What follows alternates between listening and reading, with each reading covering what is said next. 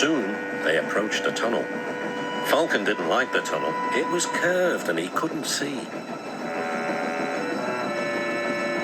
"I want to get out, I want to get out," he sighed.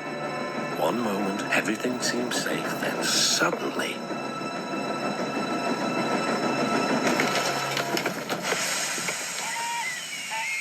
Falcon was derailed and hung dangerously over the edge.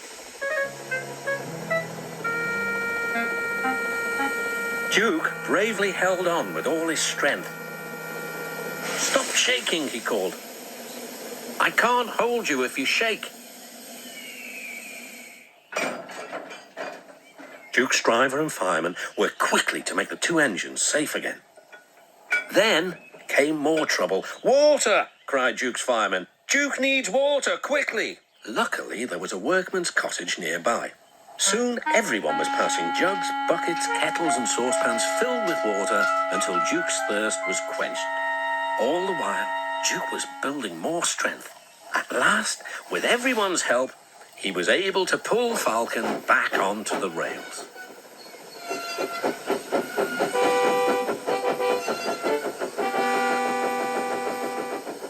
Then, they started off once more.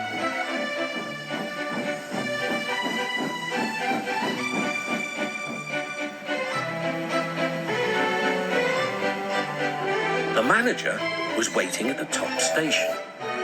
He apologized for the accident. "Your Duke," said the passengers, "is a hero.